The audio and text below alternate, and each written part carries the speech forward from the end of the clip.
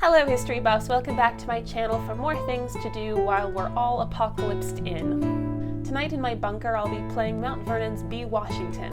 This is an educational program that they developed and you can access it anywhere. So tonight we'll be playing a game, seeing how it goes, and you'll be along with me for the ride. I wouldn't say that I'm a George Washington expert, so I'm planning on learning a lot through this program and we'll see how it is. So I can choose single player, host a game, or join a game, and I'm going to choose single player. And look like there are four options. There is the Battle of Trenton, there's the Newburgh Conspiracy, the Ghent Affair, and the Whiskey Rebellion. So while I was playing through and just trying to get a feel for whether or not this would make a good video, I went through the Whiskey Rebellion a little bit because that is the Washington moment that I'm most familiar with. So I'm going to be picking another one for this. I'm going to start with the Battle of Trenton.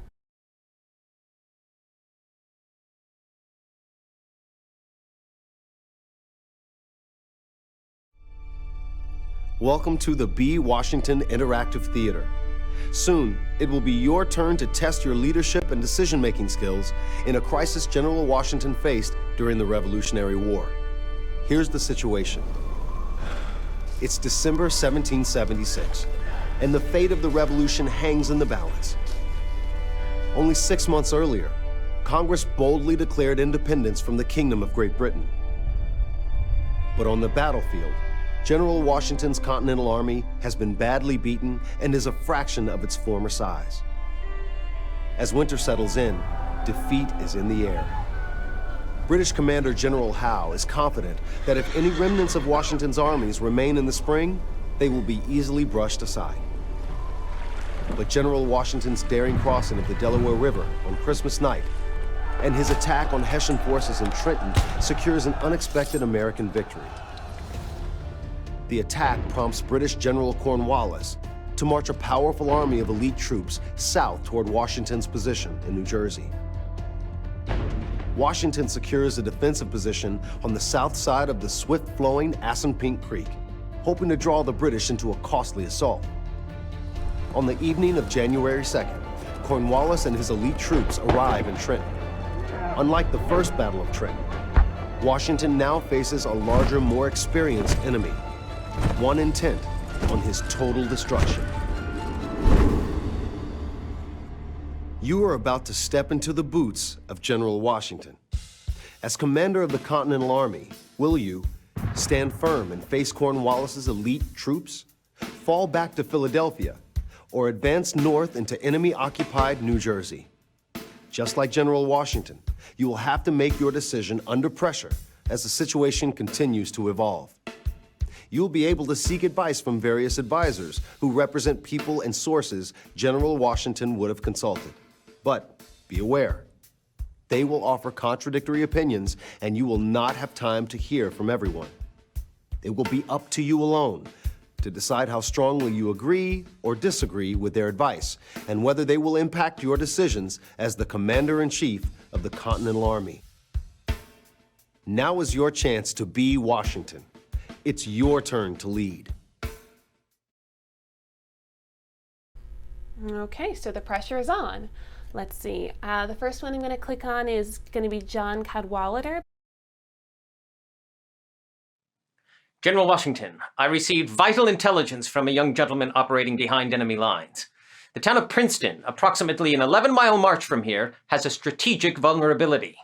The British have the town generally well defended, but there are no sentries on the east side, which could be approached by a little-known back road. The intelligence is a few days old now, but if we could advance towards Princeton undetected, we could then proceed with all possible expedition to the British stores at Brunswick.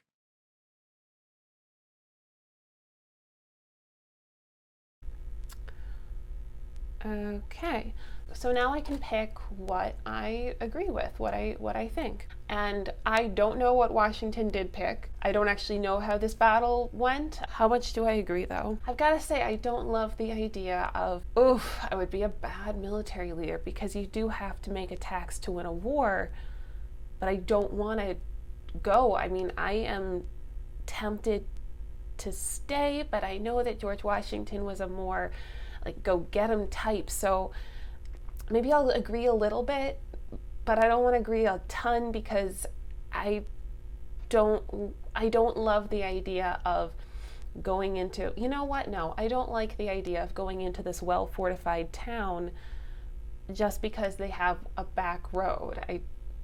I don't like that, no. General Washington, I received vital intelligence from a young gentleman operating behind enemy lines. The town of Princeton, approximately an 11-mile march from here, has a strategic vulnerability. Let's see what George Washington has to say. I made a mistake that cost the lives of men. I naively insisted on defending a bad piece of terrain when I didn't need to make a stand. My fort was surrounded by the French, and I was forced to surrender. The mistake cost me public scorn and almost ended my military career. Before you risk the lives of your soldiers, ask yourself, is this the right place to stand firm and hold the line?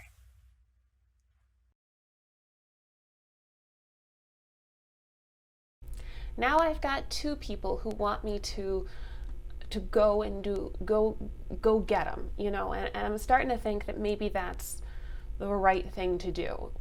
Again, I don't really have a military background, and I'm personally a little bit more hesitant to just go and attack, but maybe that's the right thing to do. So I'm going to give this completely agree, kind of to balance out the slight disagree that I gave to the other one.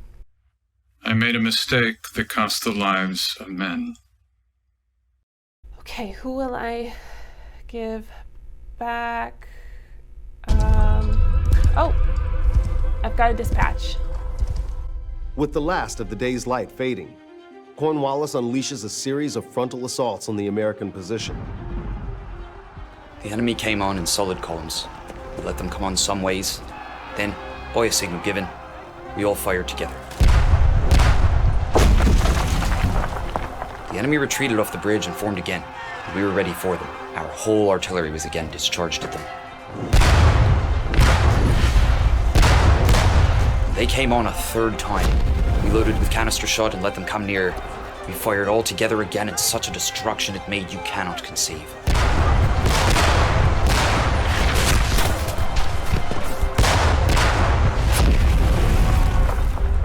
The bridge looked red as blood with their killed and wounded red coats.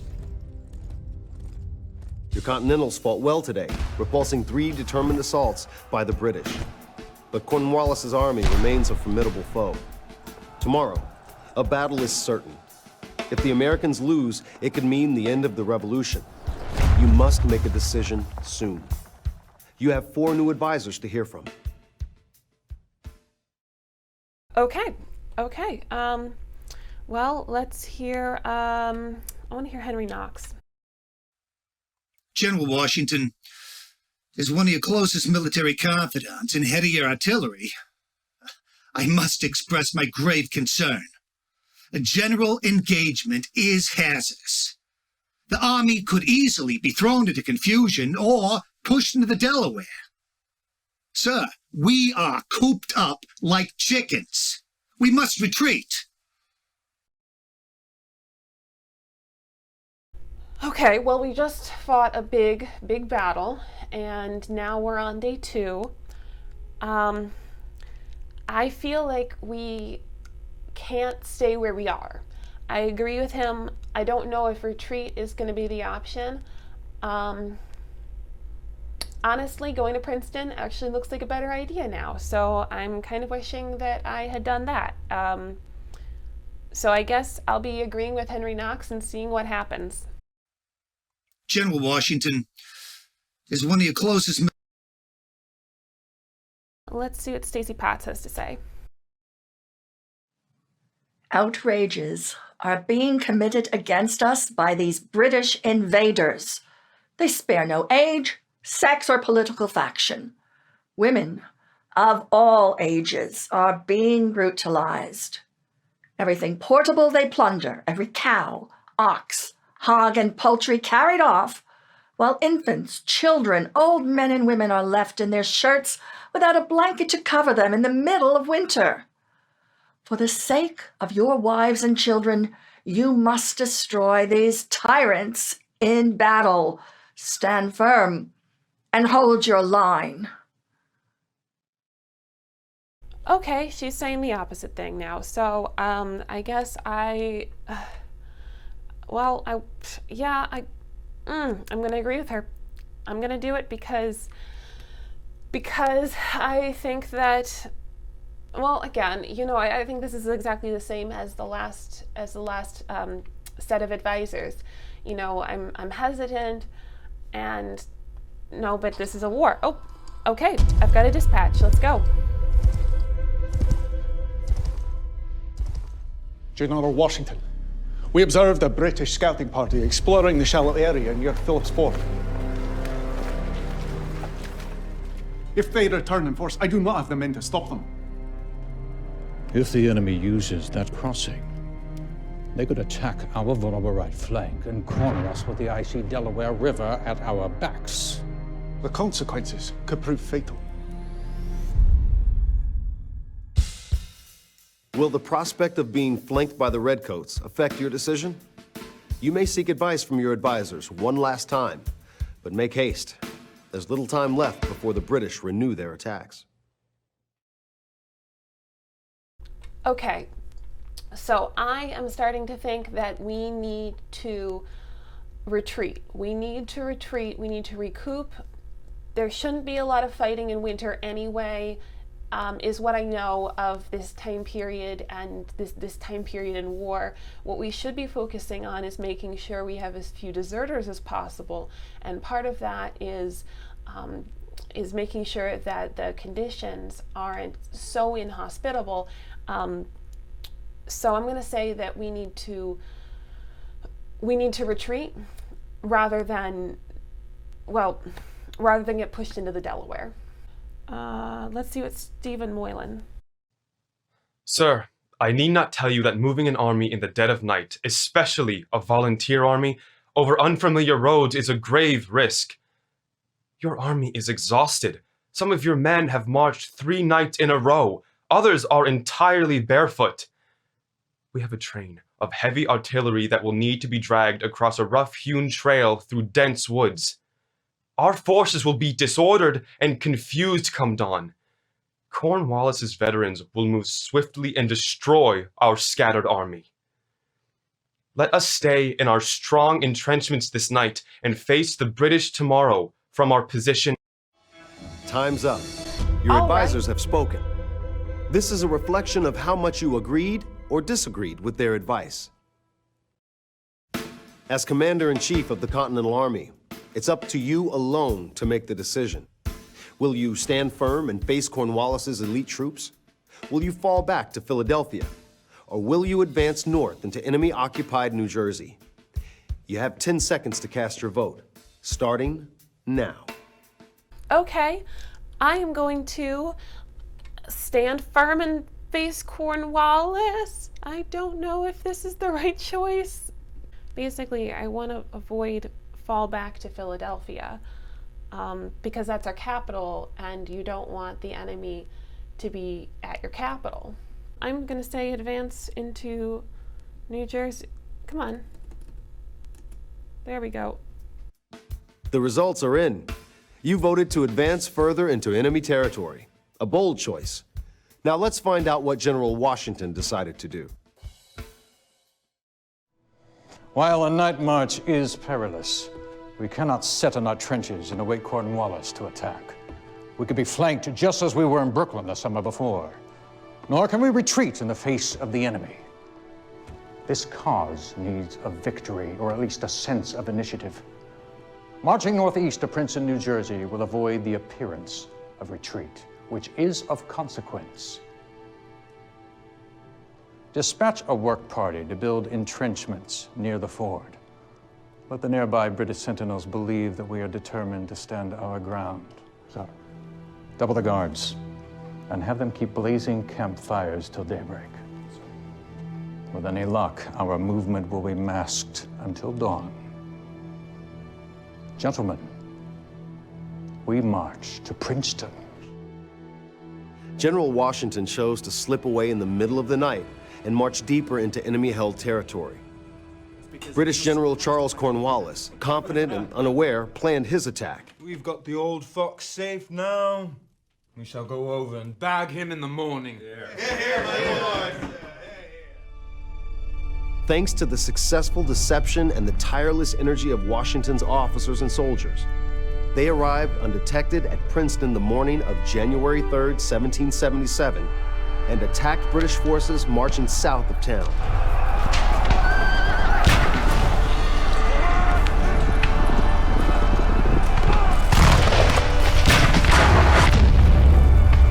Washington himself led the final charge that broke the British line and secured yet one more improbable victory on the field of battle.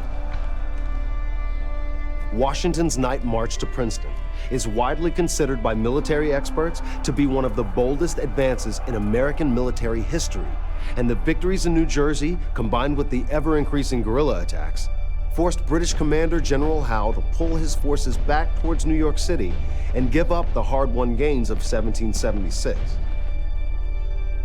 Of even more historical consequence, the victories at Trenton and Princeton contributed to the growing sense within the British ranks that this was a war that could not be won, and it greatly impressed the French, who would later become America's powerful ally.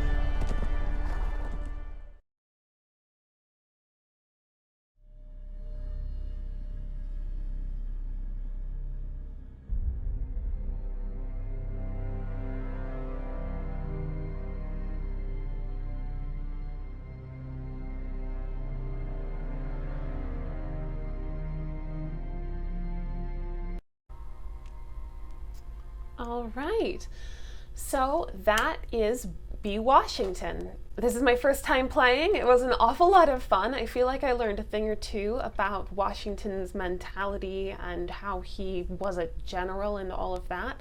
I really like the feature. You can listen to all the different points of view. I think that the pressure mechanic is a really good one. I like that at different points in time you can get different points of view. There's more information as you go. I definitely flip-flopped several times while I'm considering what to do during this game. So, you know, I like that you've got the liberty to do that before, you know, coming to a decision. So that was really nice too. I am definitely going to be playing the rest of these games, and if you need something to do in your bunker time, then I would recommend trying B. Washington. There are 3 more games to play, and each one is good for about 20 minutes of fun. And until next time, make history.